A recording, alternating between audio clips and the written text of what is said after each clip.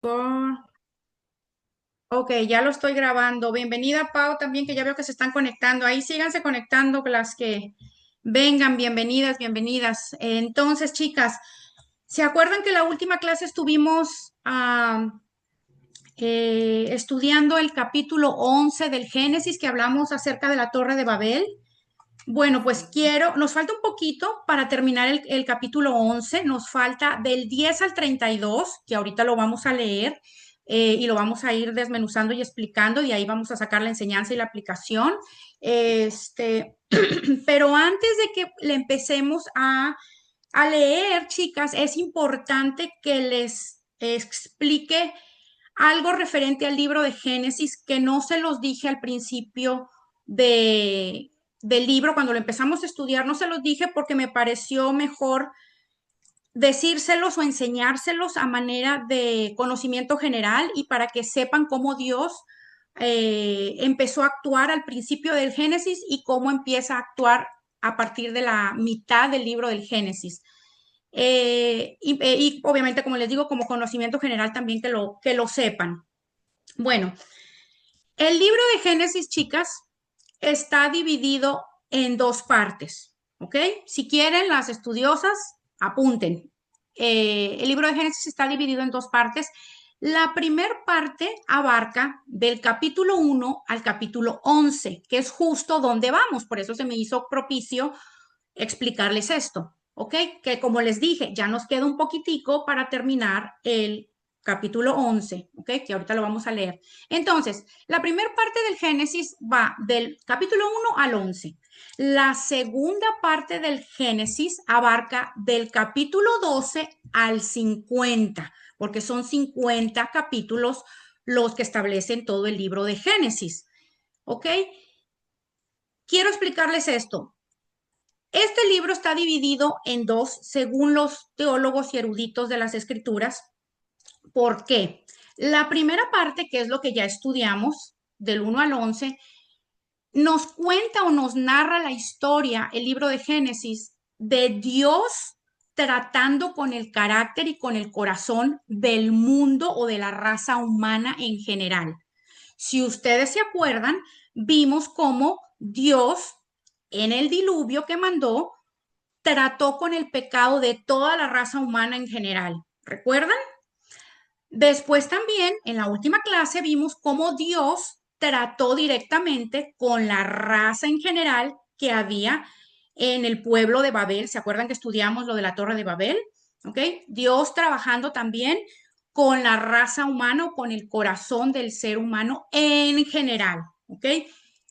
Eso es la primera parte. Dios tratando con la raza humana en general. La segunda parte del libro de Génesis, que como les dije es del 12 al 50, el Génesis nos narra la historia o se centra ya en Dios. Es importante que lo sepamos, chicas, en Dios tratando con la vida de un hombre y su familia. ¿Quién es este hombre? Abraham, ¿ok? Que es Abraham, este personaje que vamos a estudiar a partir de la próxima clase.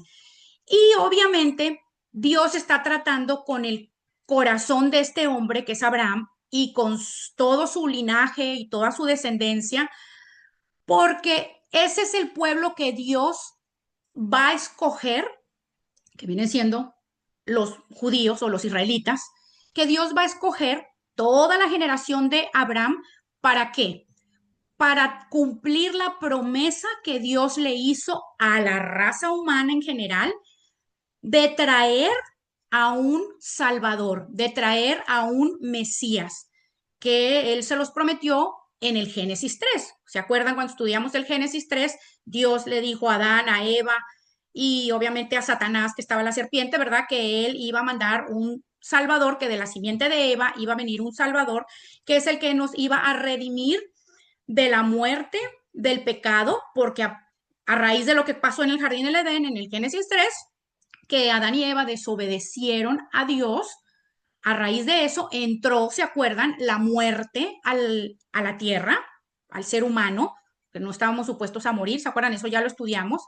Y a, aparte de mandar un Salvador para redimirnos de la muerte eterna, también obviamente para perdonar nuestro pecado, porque al caer maldición a la tierra, obviamente todos nacemos, ¿verdad? Con pecado. Entonces, la palabra del Señor dice y apunten este versículo, chicas, apúntenlo solamente de tarea que mediten en él. La palabra del Señor dice en Romanos 6:23, apunten, miren lo que dice Romanos 6:23, porque la paga del pecado es muerte, ¿ok? La paga del pecado, el pecado que entró a la tierra, ¿cuál es la paga del pecado? ¿Cuál es la consecuencia? Muerte. Por eso el ser humano se muere aquí en la tierra. Aquí en la tierra no somos eternos, el ser humano muere, ¿ok? Pero miren, ahora viene la promesa de Dios. Mas la dádiva de Dios, ¿qué significa dádiva? Dádiva viene de dar, mas la dádiva de Dios, lo que Dios nos da, mas la dádiva de Dios es vida eterna en Cristo Jesús, Señor nuestro. Entonces, Dios había prometido un Salvador para la raza humana, para redimirnos de la muerte eterna en un infierno y para redimirnos del pecado. Y Dios iba a cumplir, obviamente, esa promesa porque Dios es fiel a lo que Él promete. Entonces, lógicamente, tenía que escoger a alguien, a una genealogía, a un linaje de donde iba a venir ese Salvador. De ese linaje o de esa genealogía, ¿quién sería este hombre? Abraham. Por eso es que el Génesis se divide en dos. ¿Ok? Recapitulando lo que les expliqué. Génesis se divide en dos partes, del 1 al 11, Dios tratando con la raza humana en general, y del 12 al 50, Dios tratando con este pueblo escogido a través de Abraham y la familia de Abraham o los descendientes de Abraham para llegar al cumplimiento de la promesa que le hizo a la raza humana, ¿verdad? De traer a nuestro Mesías, a nuestro Salvador, que es nada menos y nada más que nuestro Señor Jesucristo. ¿Ok? Entonces, estas dos divisiones del libro de Génesis, chicas, los teólogos y eruditos de las escrituras les han puesto un nombre. La primera parte del Génesis, que les dije que es del 1 al 11, le llaman la historia primitiva. Y la segunda, que es lo que ya estudiamos, ¿verdad? Y la segunda parte, que es lo que vamos a estudiar a partir de la próxima clase, del 12 al 50, se le llama la historia patriarcal. ¿Ok? Historia patriarcal. Estas dos divisiones tienen 4 subdivisiones cada una. Ahorita se las voy a explicar. Se las voy a nombrar más bien, porque 4 ya las vimos, ¿ok? Y las otras 4 las vamos a ver. Ok, entonces estas dos divisiones del Génesis se subdividen en 4. Vamos primero con la primera parte que se le llama, como les dije, la historia primitiva, del 1 al 11 que ya vimos. ¿Cuáles son estas 4 partes para las que quieran apuntar la subdivisión? Número 1, la creación. ¿Se acuerdan? Lo estudiamos en el Génesis 1 y Génesis 2, la creación. Número 2, ¿cuál es la segunda parte? La caída del hombre. ¿Se acuerdan que estudiamos la caída del hombre en el Génesis 3? Número 3, el diluvio. ¿Se acuerdan que estudiamos la vida de Noé, el diluvio y todo eso? Y número 4, la dispersión, que lo estudiamos la semana antepasada con la dispersión del pueblo de Babel. ¿Se acuerdan? Entonces, la primera parte del 1 al 11 se divide en creación, caída del hombre, diluvio y dispersión. Ya lo vimos. Les vuelvo a repetir. Ya casi acabamos el 11. Ahorita lo vamos ya a finiquitar. ¿Ok? Nos queda un poquitico. Pero ya vamos a estar, prácticamente ya estamos pues casi a la mitad del Génesis. Ahora, la segunda parte, que se le llama la historia patriarcal, también se divide, como les dije, en 4 subdivisiones. ¿Cuáles son esas 4 subdivisiones? Son la vida de Abraham, que es la que vamos a estudiar la próxima clase, la vida de Isaac, que es el hijo de Abraham, la vida de Jacob, que es el hijo de Isaac, y la vida de José, que es el hijo de Jacob. O sea que el Génesis 50, porque les dije que eran 50 capítulos, termina con la muerte de José, ¿ok? Que viene siendo el bisnieto de Abraham, ¿ok? Entonces, en eso se divide la segunda parte del Génesis, la vida de Abraham, de Isaac, de Jacob y la de José, esos cuatro personajes. Y ahí vamos a aprender, chicas, maravillas. El Señor de verdad que nos va a hablar, nos va a mostrar sus planes, todo lo que hizo con ellos, nos va a enseñar a través de la fe, nos va a hablar también acerca de la búsqueda de Dios, las pruebas que pasamos en este mundo, los propósitos que Él tiene con nosotros y bueno, tantas cosas que vamos a aprender en la otra mitad del libro de Génesis. Pero prácticamente, como les dije, ya estamos en la mitad.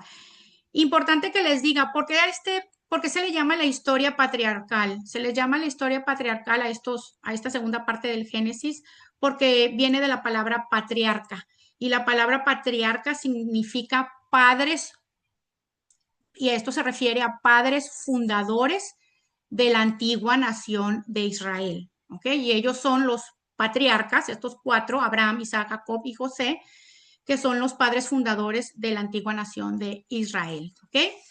¿Quedó bien entendido esto, chicas? ¿Sí? Era como conocimiento general y para que sepan lo que Dios está haciendo y cómo ya Dios ahorita va a empezar a hacer como un switch, un cambio, ¿verdad? De ya no enfocarse en el mundo en general, sino ya enfocarse directamente en un hombre y toda su familia para llegar, obviamente, al mero mero, como decimos en mi país, al Rey de Reyes, al Señor de Señores, al principio y el fin, que es nuestro Señor Jesucristo. ¿Ok?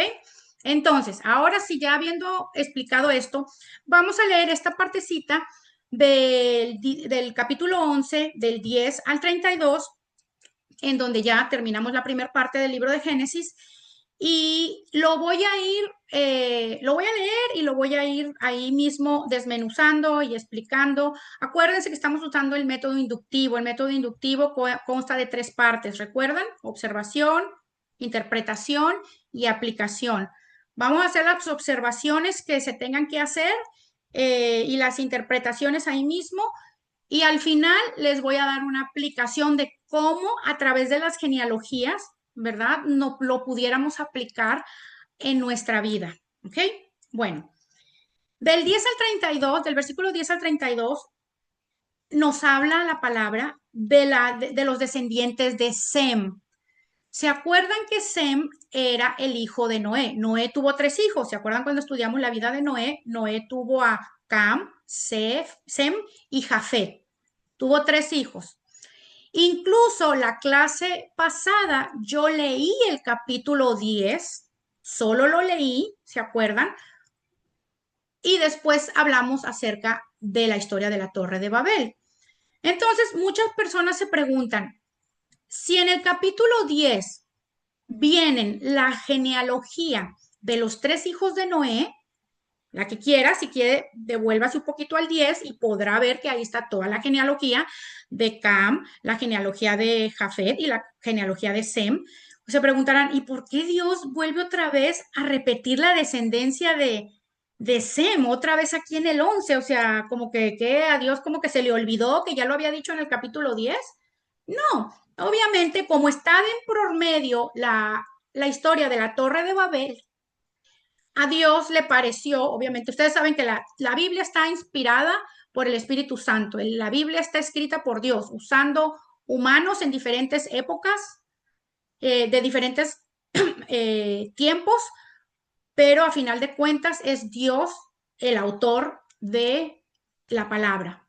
Entonces, a Dios le pareció importante poner aquí otra vez la descendencia de Sem. ¿Por qué? Porque vamos a entrar a estudiar la vida de Abraham y necesitamos saber de quién viene Abraham. ¿Ok? Y entonces sabemos que Abraham viene de quién? De Sem, que ahorita lo vamos a leer y a empezar a explicar. ¿Ok? Entonces, todas en el versículo 10 para empezar a leer la genealogía de Sem, uno de los hijos de Noé. Leamos. Le digo, voy a leer y vamos a ir observando. ¿Ok? Esta es la historia de Sem. 2 años después del diluvio, cuando Sem tenía 100 años, nació su hijo Arfaxad.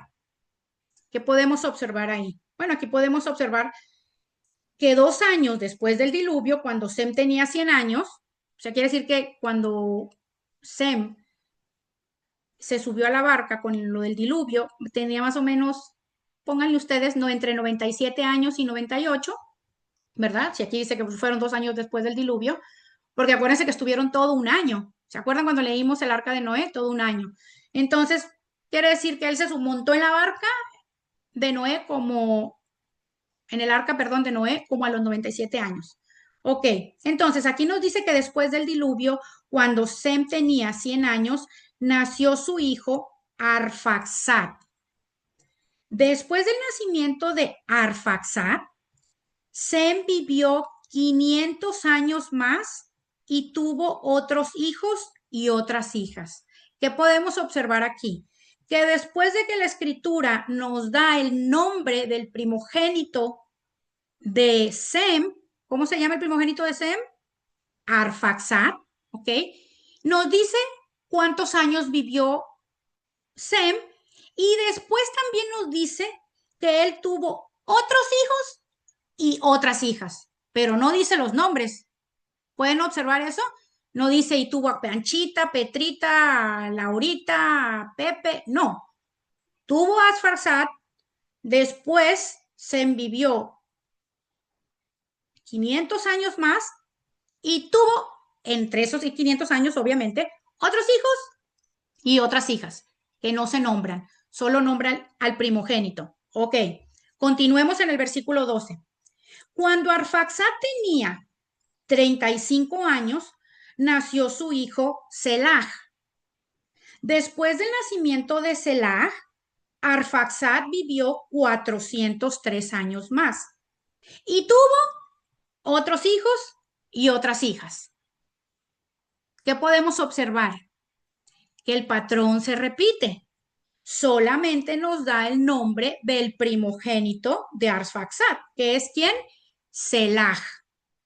Dice que tuvo en los 400 y pico de años que vivió después, que tuvo otros hijos y otras hijas, pero no nos menciona los nombres ni quiénes fueron. ¿Por qué es importante observar esto? Porque obviamente nos está mostrando de quién va a venir Abraham, ¿ok? Entonces, obviamente, Arfaxad es de donde va a venir Abraham. Después de Arfaxad, de Selah, ¿verdad? Es donde va a venir Abraham. Ahorita vamos a llegar para allá. Continuemos en el versículo 14. Cuando Selah tenía 30 años, nació su hijo Eber. Después del nacimiento de Eber, Selah vivió 403 años más y tuvo otros hijos y otras hijas. Se repite el patrón, ¿sí ven? Solo menciona al primogénito, pero tuvo un montononal de hijos y de hijas. ¿Ok? Continuamos en el capítulo 16. Cuando Eber tenía 34 años, nació su hijo Peleg.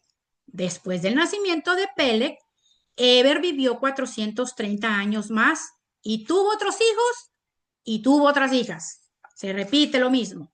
Vamos al 18. Cuando Peleg tenía 30 años, nació su hijo Reú. Después del nacimiento de Reú, Peleg vivió 209 años más y tuvo otros hijos y otras hijas. Continuamos con el mismo patrón. Ahora vamos a leer el 20. Cuando Reú tenía 32 años, nació su hijo Serú.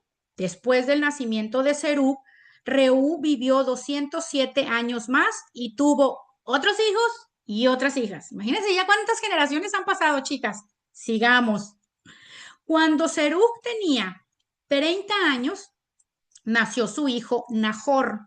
Después del nacimiento de Nahor, Serug vivió 200 años más y tuvo otros hijos y otras hijas. Se repite el patrón.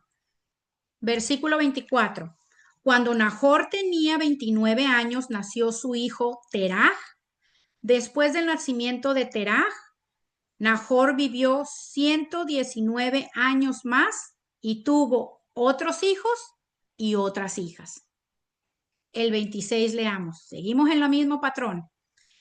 Cuando Terah tenía 70 años, ya habían nacido sus hijos, Abraham, Nahor y Harán. ¿Qué podemos observar ahí?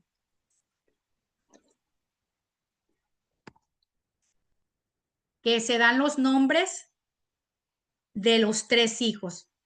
Ahí ya llegamos a donde queríamos llegar. Si se fijan, Terah era papá ¿de quién? De Abraham, que es al que queríamos llegar, de Nahor y de Gerán. Quiere decir que Abraham tenía dos hermanos varones, ¿ok? Eran tres. ¿Y quién era el papá de Abraham? Terah, ¿ok? Ahora vamos a leer los descendientes de Terah. Vamos un poquito más desmenuzadito. Abraham y su papá Terah y sus hermanos. Importante que aprendamos esto porque después lo vamos a estudiar a los personajes que vamos a leer ahorita. Versículo 27. Esta es la historia de Terah, el padre de Abraham, Nahor y Harán.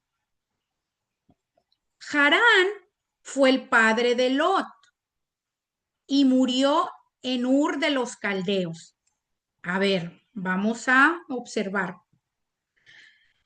Abraham tenía dos hermanos, uno se llamaba Nahor y otro se llamaba Harán.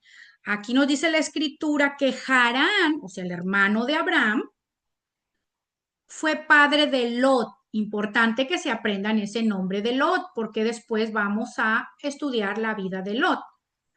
Entonces, si Harán, hermano de Abraham, era el papá de Lot, Lot que venía siendo de Abraham, sobrino, ¿ok? Pero aquí también nos dice la escritura que Harán se murió. Miren lo que dice en el 28. Y murió en Ur de los Caldeos, su tierra natal, cuando su padre Terah aún vivía. O sea, quiere decir que Harán, el hermano de Abraham, se murió, por decirlo así, relativamente joven. ¿Por qué relativamente joven? Porque aquí dice que su padre Terah aún vivía. Entonces quiere decir que si Harán, el hermano de Abraham, se murió en Ur de los Caldeos, que era su tierra natal, quiere decir que ahí nació en Ur de los Caldeos, quiere decir que Lot se quedó huérfano, sin papá, ¿verdad? No, la escritura no dice a qué edad, seguramente no sé si era adolescente, si ya era un adulto cuando murió su papá. Lo que sí sabemos es que pudo haber muerto relativamente joven porque se murió antes que su propio papá, que es Terah, ¿ok? Entonces ahí ya sabemos que a Abraham se le muere un hermano, que era Harán. Continuemos. Versículo 29. Abraham se casó con Sarai. ¿Ok? Aquí nos dice con quién se casó Abraham, con una mujer que se llamaba Sarai. Apréndanse ese nombre, porque también vamos a estudiar la vida de Sarai, que después Dios le cambia el nombre a Sarai, y después lo vamos a estudiar. ¿Ok? Con ella se casó Abraham. Y Nahor se casó con Milca, la hija de Harán. ¿Quién es Nahor? ¿Quién era Nahor? Nahor era el otro hermano. ¿Se acuerdan que leímos en el 27 que eran tres hermanos? Abraham, Nahor y Harán. Harán es el que se murió.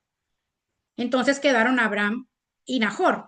Y aquí nos dice la escritura que Nahor se casó con Milca, la hija de ¿quién? De Harán. ¿Quién era Harán? El que se murió, el muertito, el hermano muerto. O sea que quiere decir que Nahor se casó con ¿quién? Con su sobrina. ¿Ok? Y dice aquí también, el cual tuvo otra hija llamada Isca. O sea, que quiere decir que Harán, aparte de tener a Lot, tuvo también a esta chica que se llama Milca, que es con la que se casó su hermano Nahor, y tuvo a otra chica que se llama Isca. ¿Ok? Acuérdense, chicas, importante mencionar que en aquella época estaba permitido por Dios casarse entre hermanos, medios hermanos, primos, tíos, con sobrinas. ¿Por qué? Ya lo habíamos explicado la vez pasada. Porque la raza humana se tenía que expandir por sobre la tierra. No había otra manera de cómo propagarse toda la humanidad y reproducirse más que obviamente casándose entre ellos. O sea que ahí todavía eso era permitido por Dios. ¿Ok? Entonces, continuemos en el 31. Terah, ¿quién habíamos dicho que era Terah? El papá de Abraham, ¿verdad? Terah salió de Ur de los Caldeos rumbo a Canaán. Ustedes se acuerdan que hace varias clases les expliqué acerca de los cananitas y de Canaán. ¿Quiénes son los cananitas? Que por la tierra de Canaán viene del nombre de los cananitas. Los cananitas eran la descendencia de Cam. ¿Se acuerdan que Noé lo estudiamos? Obviamente tuvo 3 hijos, Sem, que es el que estamos viendo la genealogía ahorita, pero también tuvo a Cam y también tuvo a Jafet. ¿Se acuerdan que Cam, la descendencia de él, fue la que se torció horrible y de ahí, de toda su descendencia, fue que vinieron los cananeos, un pueblo que se pervirtió, hicieron cosas desastrosas, después lo vamos a estudiar en la escritura, a los cananeos que empezaron a adorar otros dioses y a hacer cosas en contra de Dios. ¿Ok? Ellos se establecieron en Canaán. ¿Ok? Así nombraron la tierra, pues por ellos, ¿verdad? Que venían de Cam, Canaán, el hijo de Cam, Canaán, nombraron cananeos o cananitas y se establecieron en la tierra de Canaán. Entonces aquí la escritura nos dice que Terah, el papá de Abraham, se va de Ur de los Caldeos, que era la tierra donde vivía, y se va rumbo a Canaán, a la tierra de esos malandrines, ¿verdad? Que venían siendo parte de toda la genealogía y descendencia de, no de su padre, que vendría siendo, o de su patriarca, que vendría siendo Sem, sino de el hermano de Sem, Cam. ¿Ok? Continuemos. Miren lo que dice. Se fue con su hijo Abraham, o sea que Terah se fue con su hijo Abraham, su nieto Lot, ¿se acuerdan que Lot era el hijo del otro hijo que falleció? Y su nuera Sarai. ¿Quién era Sarai? La esposa de Abraham. Aquí lo dice, la esposa de Abraham. Sin embargo, al llegar a la ciudad de Harán, se quedaron a vivir en aquel lugar y allí mismo murió Terah a los 205 años de edad. Ok, al leer aquí que dice, sin embargo, al llegar a la ciudad de Harán, se quedaron a vivir en aquel lugar. Quiere decir que ellos iban con destino a Canaán. Importante que se aprendan esto, porque la próxima clase vamos a hablar un poquito de eso. Él iba a Canaán, pero sin embargo, al llegar a la ciudad de Harán, se quedaron a vivir ahí. O sea, quiere decir que Terah cambió de opinión. Muy seguramente Harán estaba en el transcurso de Ur de los Caldeos a Canaán. En ese transcurso, ahí era un pueblo que ahí estaba y él decidió no llegar hasta Canaán, sino establecerse ahí en Harán. Y si se dan cuenta, esa ciudad, Harán, tiene el mismo nombre, interesante mencionarlo, del hijo que se le murió. Entonces, él decidió quedarse ahí. ¿Y con quién iba? Iba con Abraham, iba con su nieto Lot, iba con su nuera Sarai, que era la esposa de Abraham. ¿Ok? Y dice aquí al final que allí mismo murió Terah a los 205 años de edad. Quiere decir que Terah falleció ahí en esa tierra de Harán a los 205 años de edad. Esa es la genealogía o el preámbulo, ¿verdad? De Abraham, la genealogía de Sem, para entrar ahora a conocer la vida de Abraham, que el capítulo 12 lo vamos a estudiar en la próxima clase, en donde ya vamos a ver de lleno el llamamiento que Dios le hace a Abraham y cómo Dios empieza a tratar con la vida de Abraham, ¿ok? Ahora, hasta ahí nos vamos a quedar hoy, chicas. ¿Cómo nos podemos aplicar esta genealogía que acabamos de leer? ¿Cómo me la aplico? ¿Cómo me la unto? ¿Cómo? ¿Verdad? Que la palabra, acuérdense, es viva y eficaz, más cortante que una espada de doble filo. Siempre nos está hablando, siempre nos está mostrando, siempre nos está enseñando algo. Bueno, para antes de aplicárnoslo, es importante que mencionemos que esta genealogía nos muestra cómo Dios preservó una línea específica para cumplir su promesa de redención, como se los había dicho hace rato, ¿verdad? La genealogía de Sem y la familia de Terah, que lo vamos a estudiar, lo estudiamos un poquitico ahorita, lo vamos a estudiar más a profundo la próxima clase, sientan las bases del siguiente paso en el plan de Dios, ¿ok? Ellos están cimentando las bases para el siguiente paso del plan de Dios, porque Dios ya tiene todo un plan meticulosamente programado y organizado para traer a quién, ya se los dije hace rato, a nuestro Salvador, a nuestro Redentor, ¿ok? Y obviamente parte de ese plan es el llamamiento que le va a hacer Abraham, que va a ser a partir de él y todas sus generaciones, va a ser la tierra escogida o la tierra prometida o el pueblo escogido de Dios, que vienen siendo los israelitas, para traer a nuestro Salvador.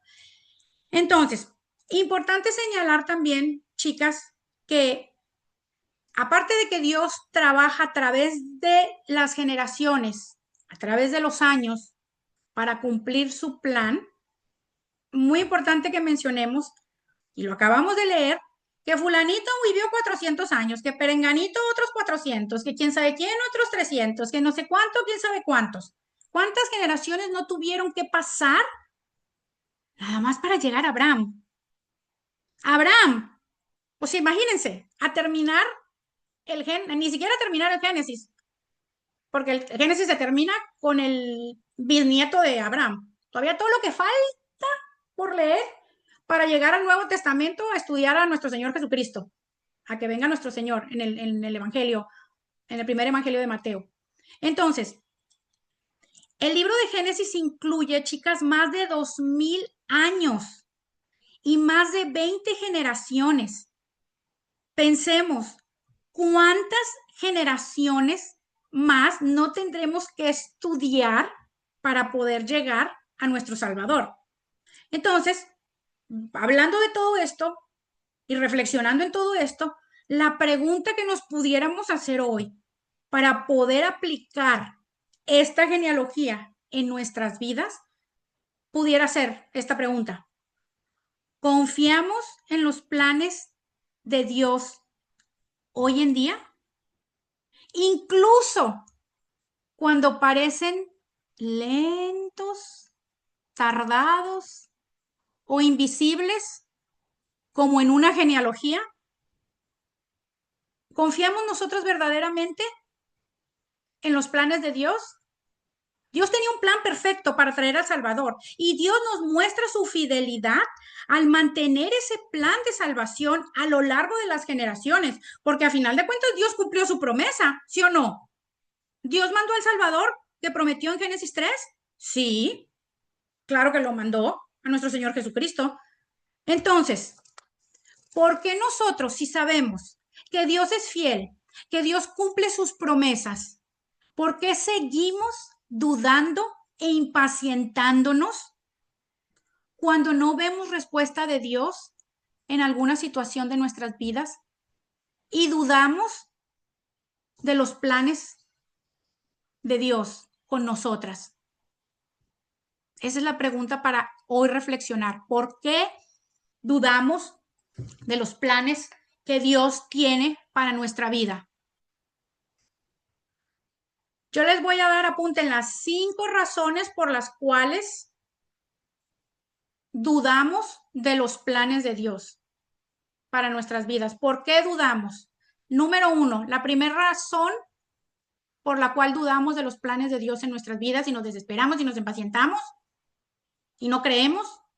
La primera razón es la falta de comprensión. Si quieren apuntarlo, apúntenlo. Falta de comprensión. ¿A qué me refiero con falta de comprensión? Que no entendemos el propósito de Dios detrás de las circunstancias que Dios está permitiendo en nuestras vidas. Y especialmente cuando la circunstancia es difícil o esa circunstancia que estamos pasando va en contra de nuestros planes, no entendemos. Nos falta comprensión. No podemos entender que el propósito de Dios va más allá de que me botaron del trabajo. El propósito de Dios va más allá de que mi marido se quiere ir de la casa. El propósito de Dios va más allá de que tengo un dolor en la pierna. El propósito de Dios va más allá de que mi hija no me habla en 2 meses o en un año, o mi mamá, o mi tía, o mi hermana en la fe, o que no tengo para pagar la renta. Los propósitos de Dios van más allá. Entonces, nuestra falta de comprensión, esa es una de las razones por las cuales dudamos de los planes de Dios. Esa es una razón. Nuestra falta de comprensión, porque somos humanos, limitadas. Número 2. Otra razón por la que dudamos de los planes de Dios, chicas, es porque tenemos miedo y tenemos desconfianza. ¿Okay? Tenemos miedo, obviamente, porque cuando estamos metidas en un atolladero, en una circunstancia difícil, en una prueba, en lo que sea que estemos pasando, en una circunstancia difícil, tememos hasta de las decisiones que vamos a tomar, porque a lo mejor tomamos decisiones equivocadas y pensamos que esas decisiones equivocadas van a traer consecuencias negativas a nuestra vida o que las consecuencias que cosechemos nos van a alejar de Dios. Todos los temores que vienen a nuestra vida cuando estamos pasando algún momento duro o difícil, ¿verdad? Tenemos miedo. Esa sería otra razón. Y obviamente el miedo también nos da desconfianza. Dudamos de la bondad de Dios. Dudamos de la capacidad de Dios de llevarnos a un buen resultado de esa situación que estamos pasando. Tenemos desconfianza, desconfiamos del amor de Dios y desconfiamos de la bondad de Dios. Y sabemos que el amor es parte del carácter de Dios. Dios es amor y Dios es toda bondad. Pero desconfiamos, esa es otra de las razones. Desconfiamos de su amor, ¿ok? Tercera razón por la cual dudamos de los planes de Dios. Nuestro orgullo y nuestro egoísmo. Apúntenla, orgullo y egoísmo. Cuando vemos obviamente que las cosas no suceden a nuestra manera o que lo que estamos pidiendo no se da, ¿verdad? ¿Qué empezamos a hacer? Empezamos a tener una actitud de queja, empezamos a quejarnos o empezamos a tener una actitud de rebelión. Yo ya para qué oro, yo ya para qué voy a la iglesia, yo ni me conecto mejor al estudiar la Biblia. Si todo se está derrumbando, si todo estoy pasando por esa situación y Dios no me escucha. Entonces, eso es parte de nuestro orgullo porque las cosas no están sucediendo como nosotros queremos. Y obviamente egoísmo y orgullo también porque creemos que sabemos más que Él y que nosotros pudiéramos resolver esa situación mejor que Él o que sabemos más que Él. ¿Ok? Esa sería otra razón por la cual dudamos de los planes de Dios. Otra razón sería también la falta de fe. Esa es la cuarta razón por la cual dudamos de los planes de Dios. Nos falta fe porque obviamente la duda es resultado directo de la incredulidad. No creemos. Esa es la falta de fe, es que no creemos que Dios es todopoderoso, todo omnipotente, que para Él no hay nada imposible y que de toda esa maraña que estamos pasando en nuestra vida, algo bueno va a salir, ¿verdad? No tenemos fe. Entonces, nuestra falta de fe también es otra razón por la cual no creemos en los planes, dudamos, perdón, en los planes de Dios. Y la última razón es nuestra percepción limitada. Tenemos una mente limitada porque somos humanas, finitas, Dios es un ser sobrenatural y es infinito. Y obviamente nuestras perspectivas limitadas dificultan, ¿verdad? Que podamos tener esa comprensión del plan de Dios que va más allá de lo que nuestros ojos están viendo. Y todo está involucrado a final de cuentas. Es las 5 cosas: la falta de comprensión, mi percepción limitada, no entiendo que Dios es un ser de amor bondadoso, que todo lo va a obrar para bien, mis miedos, mi desconfianza, encima mi parte humana de orgullo, de egoísmo, mi falta de fe, obviamente, que no creo. Todas esas 5 razones son por las cuales dudamos hoy en día de los planes de Dios. ¿Quién no duda de los planes de Dios hoy en día? Yo dudo. La que diga que no, deje que, si no está pasando por nada malo, deje que pase por algo malo, a ver si no empieza a dudar. Claro que sí, somos humanas, obviamente, dudamos de los planes de Dios. Cada que el agua la traemos hasta aquí, porque cuando todo está bien, traemos la fe hasta acá. Sí, Dios todo ha hecho pero cuando estamos en una situación difícil, ahí es cuando verdaderamente empezamos a temblar y todo esto brota y sale, porque nuestra naturaleza. Ahora, importante, ya vimos cuáles son las razones por las cuales dudamos de los planes de Dios, sabiendo que Dios es un Dios fiel, que cumple sus promesas y todos los planes que Él hace los cumple. ¿Cómo superamos? Ahora, lo más importante, ¿cómo superamos esta duda que siempre tenemos de los planes de Dios? Les voy a dar 4 maneras de cómo, para que las apunten, de cómo superar la duda de los planes de Dios. Y les voy a dar unos versículos también que de tarea, se los voy a leer, pero de tarea los buscan para que mediten en ellos, ¿ok? ¿Cómo superamos esta duda? Número 1, cultivando la fe. Miren lo que dice Romanos 10:17. Apunten, Romanos 10:17. Yo se los leo, lo buscan de tarea. Así que la fe es por el oír y el oír por la palabra de Dios. Una manera de superar la duda es cultivando la fe. Pero ¿cómo la cultivamos? Bueno, el libro de Romanos 10:17 nos dice, así que la fe es por el oír y el oír por la palabra de Dios. Nosotros debemos buscar la voluntad de Dios en su palabra, porque es la única manera que nuestra fe se va a fortalecer, escuchando su palabra a través de predicaciones, a través del servicio al domingo, a través de la oración, a través de los devocionales que manda Sheila, a través de predicaciones por YouTube, por medio de los líderes en nuestra iglesia.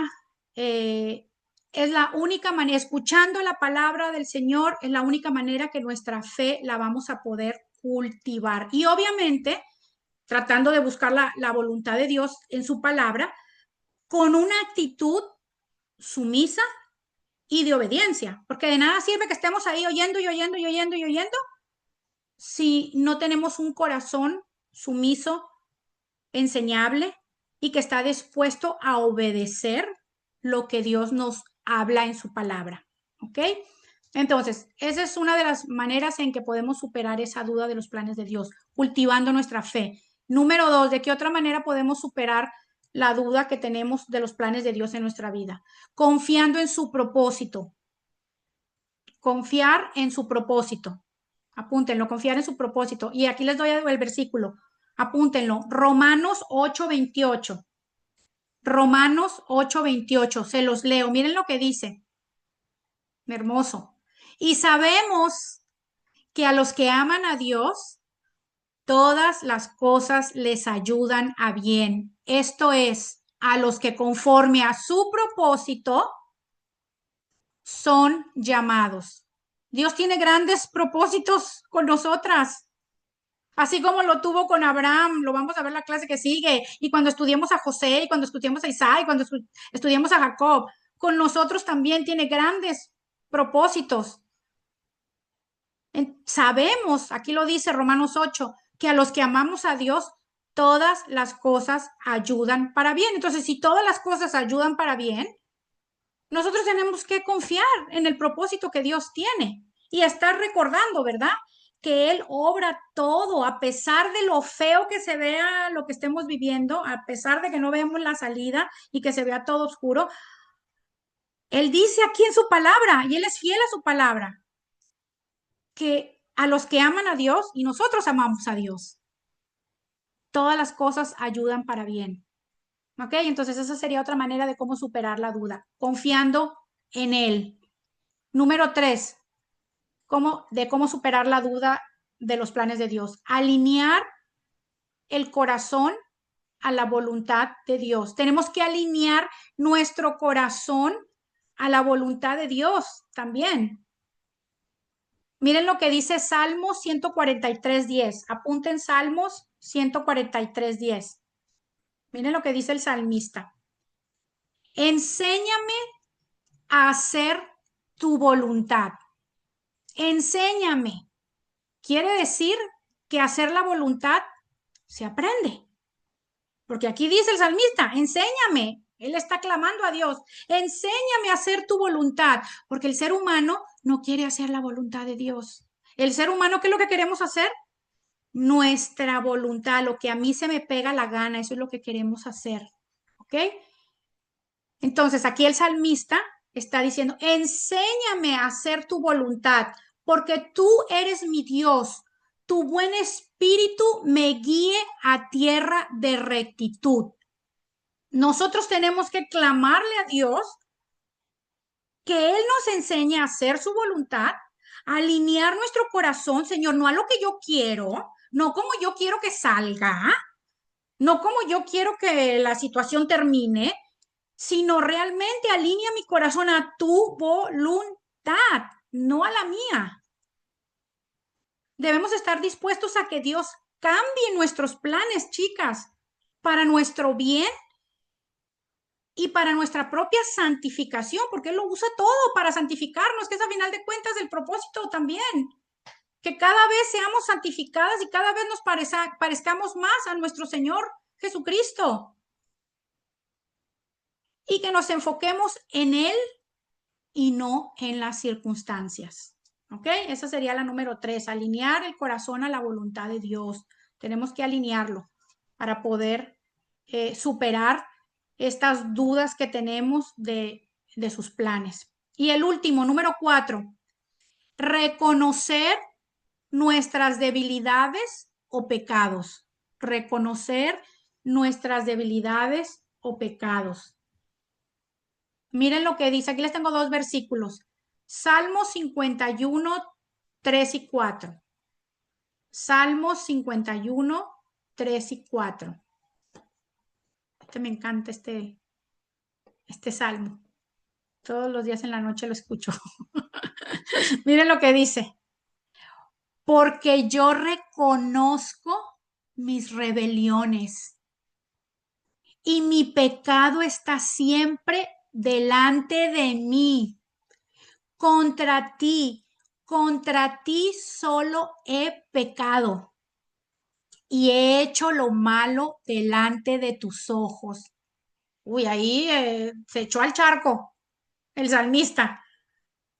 Abrió su corazón al Señor y le dijo, porque yo reconozco mis rebeliones, eso es lo que Dios quiere escuchar de nosotros, y mi pecado está siempre delante de mí, contra ti solo he pecado y he hecho lo malo delante de tus ojos.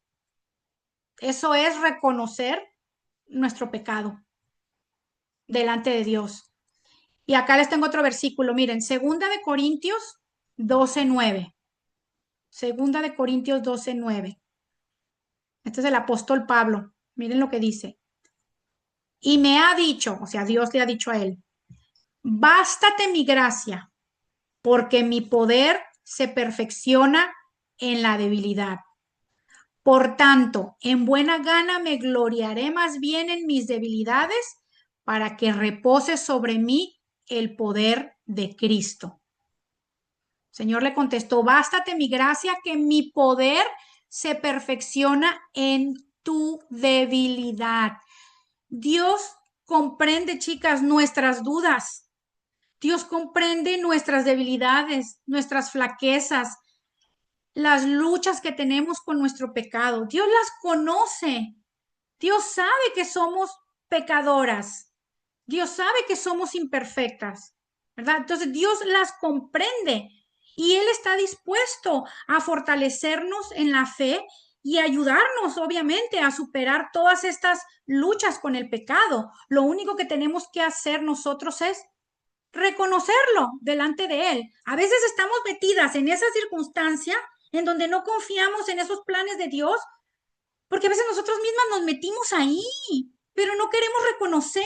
Estamos así hasta las de deudas y orando y nunca se nos ocurrió, nunca, por el corazón endurecido, pedirle perdón al Señor por haber sido malas administradoras o por haber gastado de más o por haber comprado lo que no nos mandó a comprar y que nosotros por que nos dio la gana lo compramos y nunca le preguntamos, ni siquiera oramos y ahora estamos hasta acá por llenas de intereses, intereses, intereses de los bancos y llorando y desconfiando y dudando del plan de él con lo que va a hacer, pero nunca se nos ocurre derramarle en nuestro corazón y reconocer, eso es tan importante, chicas, reconocer nuestra debilidad y nuestro pecado. Dios nos va a entender y Dios nos va a perdonar el pecado. Les digo, Él nos comprende todas nuestras dudas, debilidades, flaquezas y Él nos ayuda a salir de ellas, a superarlas, fortaleciéndonos en la fe. Entonces, esas son las 4, chicas, maneras de superar la duda acerca de los planes de Dios. Esa sería la manera como nos pudiéramos aplicar todas estas genealogías, imagínense, y nosotros a veces tenemos un mes orando por algo y ya estamos ahí pataleando como el Chavo del Ocho. Y cuando estaba haciendo el estudio bíblico, el Señor me recordó lo que les platiqué de cuando fui al cirujano a ver si era yo candidata para la cirugía, que también salía así como el Chavo del Ocho dando patadas así a regañadientas, enojada porque no me dijeron que sí era candidata, ¿verdad? Y ahí fue cuando me di cuenta, cuando mi marido me dijo, así lo quiso el Señor. Yo dije, o sea, le pido a Dios, haz tu voluntad, y Dios la hace, y después me enojo.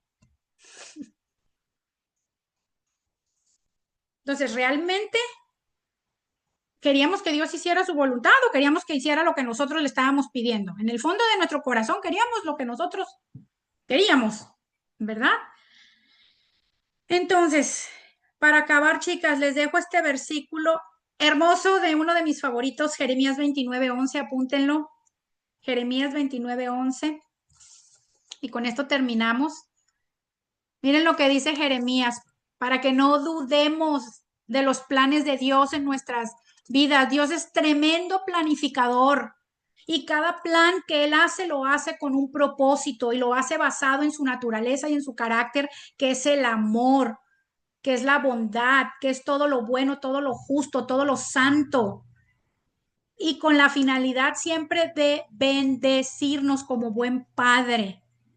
Miren lo que dice Jeremías 29:11. Porque yo sé los planes que tengo para ustedes, declara el Señor.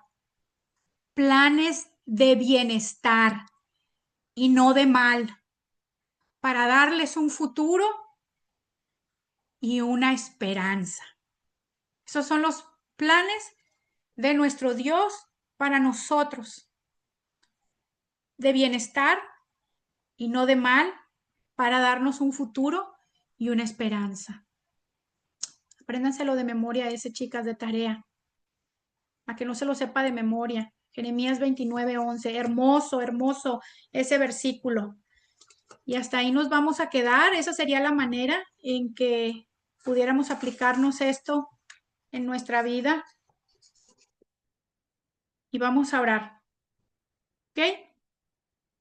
Vamos a orar, chicas. Gracias, Señor, te damos por tu palabra, Padre, tan maravillosa que siempre nos enseña algo, nos redarguye, nos muestras, fortaleces nuestra fe, Señor, nos das esperanza. Gracias, Señor, porque hoy entendemos que a pesar de todas las circunstancias que pasamos en este mundo caído, Señor, tú tienes planes y propósitos maravillosos con nosotras, Señor. Tú nos acompañas en el día a día, en cada circunstancia. Tu palabra dice, muchas son las aflicciones del justo, mas de todas ellas Jehová les librará. Nosotros hoy, Señor, decidimos creer en ti, Señor, creer en cada promesa, creer en tus planes maravillosos, mi Dios, creer en los propósitos que tú tienes con cada una de nosotros. Ayúdanos, Señor, necesitamos de ti. Fortalécenos en la fe, Padre. Fortalécenos en sabiduría. Danos revelación a cada una de estas mujeres que está aquí conectadas y a mí también, Señor, que todas estamos pasando muy seguramente por diferentes circunstancias en nuestras vidas. Te necesitamos, Señor. Ayúdanos, Padre, que todo lo que estemos pasando, Señor, obre para bien como lo dice tu palabra y traiga en nosotros una reflexión y una enseñanza, un acercamiento a ti cada día más grande, mi Dios. Danos consuelo, Señor, a aquellas que estamos tristes. Trae fortaleza a aquellas que están cansadas, Señor. Vivifícanos con tu poder. Danos respuesta a aquellas que estamos buscando una respuesta, Señor. Trae sanidad, Padre, a aquellas que están enfermas, bendito Dios. Hoy venimos a ti, Padre. Confiamos, Señor, en ti, mi Dios. Confiamos, porque tu palabra lo dice en Jeremías 29:11, que los planes que tú tienes para nosotros son de bienestar y no de calamidad, para darnos un futuro y para darnos una esperanza, Señor. Confiamos, Señor, en tus planes maravillosos. Te damos las gracias, Señor, por esta enseñanza que haga rema en nuestros corazones, Padre, y que en el momento, Señor, que cualquiera de estas mujeres o yo lo necesitemos, sea tu Espíritu Santo recordándonos esta clase, Señor, y lo que tú nos has hablado hoy, Señor, para que tengamos tiempos de refrigerio en nuestra vida. Bendito Dios, con todo lo que aprendimos el día de hoy. Te damos las gracias, Señor, la gloria, la honra. Te bendecimos, Padre, porque eres un Dios bueno, porque eres un Dios fiel, que cumples cada promesa, Señor. Gracias por cumplir esa promesa que hiciste en el Génesis 3 de haber mandado a tu Hijo a morir en la cruz por todos nuestros pecados, para darnos salvación, para darnos vida eterna, para perdonar todos nuestros pecados. Gracias, Señor, por ese regalo maravilloso de salvación y de vida eterna que es tu Hijo amado Jesucristo. Te bendecimos, Padre, en esta noche. Y todo esto te lo pedimos en el poderoso y glorioso nombre de tu Hijo amado Jesucristo. Amén y amén. Amén. Chicas, Amén. Gracias. Gracias, Gaby, por la enseñanza. Que tenga una linda noche. igualmente Cuídense a mucho. ustedes, chicas. Hagan su Buenas noches a tareita. todas. Descansen. Igualmente, Edita, a todas ustedes, hagan su tarea, busquen los versículos, mediten en ellos, mediten en todas las razones por las cuales dudamos de los planes de Dios. Por eso les dije que las escribieran. Las que no lo hayan alcanzado a escribir, cuando ponga el video en el chat, regrésenle y apúntenlos o corríjanlos, ¿verdad? Las que no lo hayan alcanzado a poner, sobre todo de cómo superar esas dudas que tenemos en los planes de Dios, porque en algún momento, si ninguna de ustedes está pasando por alguna circunstancia difícil en este momento, en algún momento la van a pasar, porque vivimos en un mundo caído, donde pasamos tantas cosas, pero tenemos la certeza y la confianza de que Dios está con nosotros, Dios nos acompaña, Dios nos fortalece, y todo es por un propósito que Él tiene en nuestra vida. Y lo leímos ahorita en Romanos 8:28, que sabemos que a los que aman a Dios, todas las cosas ayudan para bien. Y aún no entendamos en nuestra mente finita y en nuestra humanidad, nosotros confiamos en Él y nos dejamos llevar por nuestra fe y no por nuestra vista, no por lo que vemos. Así que cuando lo necesiten, ahí ténganlo. Por eso les dije que las apuntaran, chicas. Y a las que sí les ministró hoy, gloria a Dios, atesórenlo en su corazón y que eso les sirva también para fortalecerlas y continuar haciendo lo que tengan que seguir haciendo, cultivando la fe, confiar en el propósito de Dios, alinear su corazón a la voluntad de Dios y reconocer siempre nuestras debilidades o nuestros pecados, ¿verdad? Si algo es que hicimos mal dentro. No siempre pasa, pero a veces sí, ¿verdad? Que estamos metidas en aprietos, a veces por la misma culpa de nosotros, no siempre, pero cuando hay necesidad de reconocer y pedir perdón, siempre reconocer y ir a nuestro Padre, que Él siempre nos perdona. Así que bueno, chicas, les mando un beso, bendiciones, buenas noches a todas y nos conectamos de este martes que viene al otro, para ahora sí ya entrar de lleno al llamamiento de Abraham, ¿ok? A estudiar la vida de Abraham. Buenas noches a todos. Gracias. Buenas Buenas noches. noches. Gracias, Gracias. que descansen. Bye. Bye.